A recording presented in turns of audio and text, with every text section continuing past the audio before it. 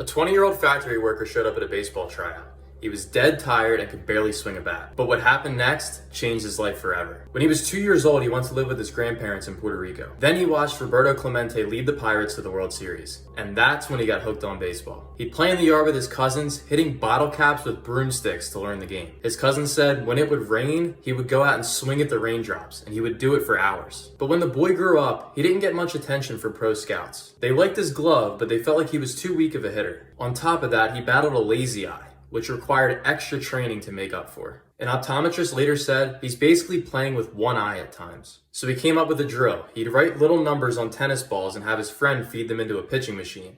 And then as the ball crossed home plate, he'd try to read out those numbers. But after a few failed pro tryouts, he enrolled at a local college to prepare for the workforce. At that point, he'd pretty much lost hope in any kind of MLB career. And by age 20, his schedule was packed. From 6 to 10 p.m., he had college classes. And then from 10 p.m. to 7 a.m., he worked the night shift at the General Electric factory. When he got home, he'd sleep for a few hours and then go out and practice baseball for a local semi-pro team he played for on the weekends. But one morning, he got home from the night shift and was greeted by a surprise. The GM of his semi-pro team was in the driveway waiting for him. He said, "The Seattle Mariners are having a tryout. Hurry up and get ready, I'm going to take you there." So after an 8-hour night shift, he hopped in the car for an 8 a.m. tryout with the Mariners. He remembers being so tired he could barely swing the bat. But running on fumes, he flashed just enough potential to get a chance. A few days later, the Mariners signed him for $4,000. But in his first minor league season, he only hit 177. And you have to realize it was a complete culture shock for him.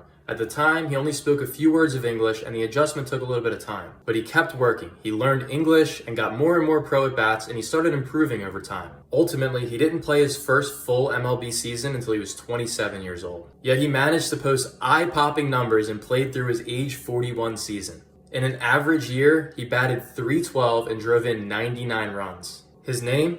Edgar Martinez. And in 2019, his 10th and final year on the Hall of Fame ballot, he got the call he was waiting for at the last minute. He was in. Like everything else, he had to fight to earn it. It was the perfect metaphor for his career. Do you like underdog stories like this? Throw me a follow. I have more coming soon.